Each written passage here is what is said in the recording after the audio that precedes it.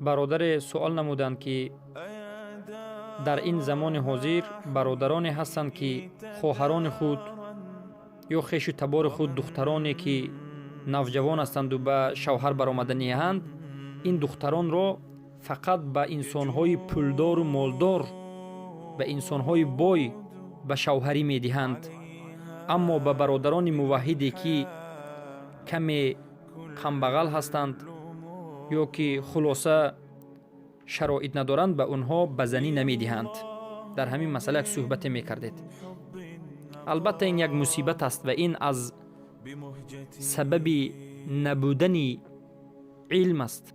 وقتی که علم شد بعد میفهمید که موحد کی است و موحد چگونه انسان است، و بعد میفهمید که خوشبختی این دنیا و آخرت هر یک زن در زیر مردی موحد است. وقتی که مرد موحد شد زن خود را نمیگذارد که به حرام رود. وقتی که مرد موحد شد نمیگذارد که خانواده شرمنده باشد. وقتی که مرد موحد شد فرزندان خود را به کوچه پرتاب و به کوچه نمیگذاردشون. مرد کوشش میکند که اونها را به یک تربیت ایمانی، اسلامی، آداب و اخلاق تربیتشون بکند. اما افسوس که امروز برادران ما دخترداران، فرزندداران، دختران خود را همیشه کوشش میکنند به خواستگاران پولدار و مالدار و مبلغدار به زنی بدهند. من البته خودم چقدر مشاهد هستم، چقدر شاهد هستم که بهترین دخترها را به بدترین جوانانی که پول دارند میدهند و بعد از 1 سال یا 2 سال میبینید که این جوان که توحید نداشت، این جوان که بیدین بود، ضعیف الایمان بود، این دختری یک زیبای موحده پاک دامن را طلاق داده است. در جای دیگر میبینید که یک انسان دختری خودش را به یک فاسق، یک مرد جوان فاسق به زنی داده است. این مرد به بالای این دختر زنا میکند و البته این دختر همیشه گریان و نالان است. و البته این به نهایت جای تأسف است که برادران ما به خاطر دنیا همین عمل را انجام میدهند. و بسیار چقدر برادران موحد را من میبینم و همه شما هم شاید ببینید چقدر برادرای بهترین، خاکسار، متواضع، برادرانی که از قرآن و سنت با خبرند، عمومی مسئله اساسیش موحدند، الله را شناختند، رسول الله را شناختند، پاکی این دنیا را شناختند.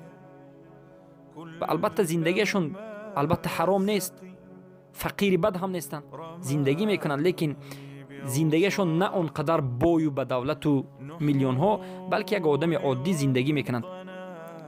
به اینها برادران حتی دختر خود را هم نمیدهند.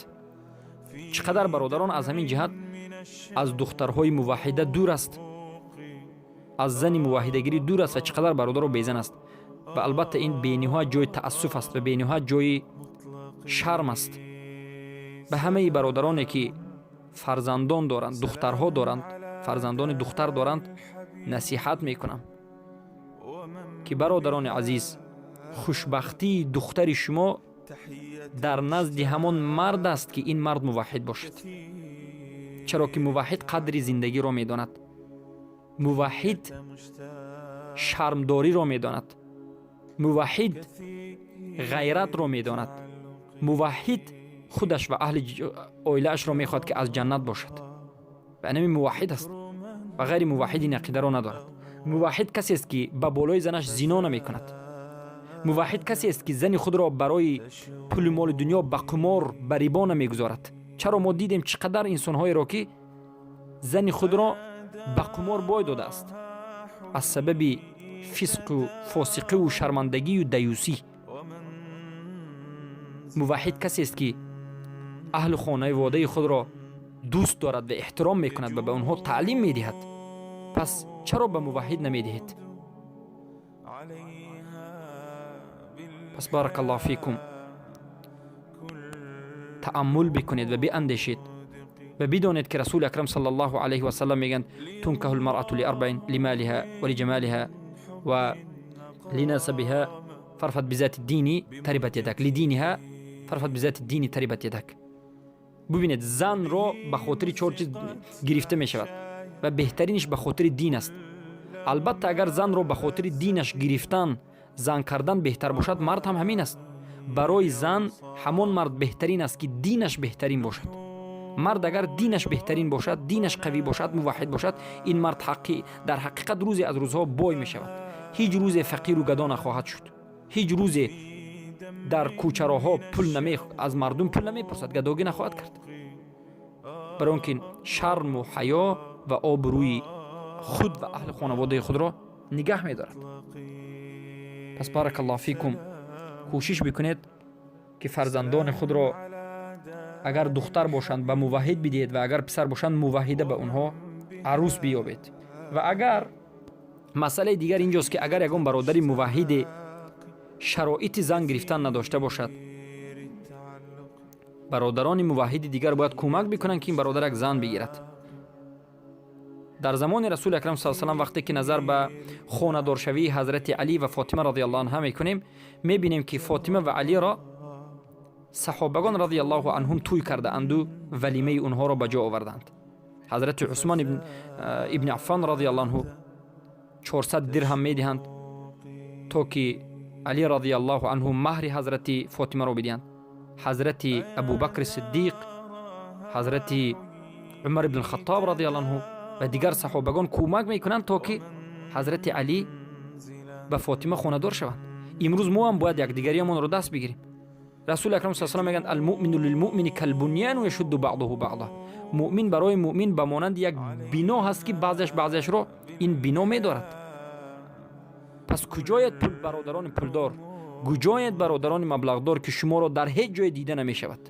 امروز در انمین روزهای بینوحد مصیبت خیلی هم مردمان زیاد شکایت از برادران پولدار میکنند. والله اعلم ما همه برادران پولدار رو نمیگوییم. بعضی برادران پولدار و مالدار هستند که اگر همون پولدار و مالدار زکاتش رو حقیقتا بدهد، صدها انسان نه هزارها انسان زندگیش خوب میشود. بعضی برادران مالدار پولدار هستند که میتوانند که در هر سال 10 برادری بیزن رو بزن بکنند. 10 برادری موحدی که بیزن گشته از کمک بکنند، زن گیرند بدهند به اونها. و البته این هم یک اجر است و این هم بینوایت ثواب بزرگ است. پس برادران پولدار و مبلغدار، الله به شما بار دیگر برکت یاد، برکت شما زیاد باشد. کوشش بکنید که در حالتی که پول دارید این پول خود را راه جنت سازید، به همین پولتون به جنت وارد بشوید. و تا میتوانید مسئله ببینید که در کدام مسئله شما میتوانید که به برادران و خواهران خود کمک رسانید میتوانید. بارک الله فیکم. که پدر جان، مادر جان، مرا به یک شخص خیر فقیری که حتی اتاقم نداشته باشد، اتاق نداشته باشد، در پارک خیمه زده باشد، اما با غیرت باشد، متدین باشد، مرا امر بکنه که روی تا برادرم نبینه، به همون شخص بده. من الحمدلله عزت دارم، برای من عزتم کافیست. صحابه اینطور نبودن، نه زندگی مرفه داشتن، نه موترهای لوکس داشتن، نه بیلدینگای خیلی چندین منزل داشتن و نه وزارتها و ریاستها داشتن. مردم با غیرت و با عفت و با حشمت بود. الله عزت برشان داده. کجا رفته از ما، کجا کوچ کرده؟ آخر زمان است. اعمال انسان یقین بر الله بکن به مردم پیش میشیره، یاد داشته باشید. آخر زمان است. آنقدر از احتیاط بگیره که هیچ پرسان نکن. یقین بر الله بکنی این تو اعمال ما پس در روی مردم کشانده شود که مردم برات بگه که یک ستونیست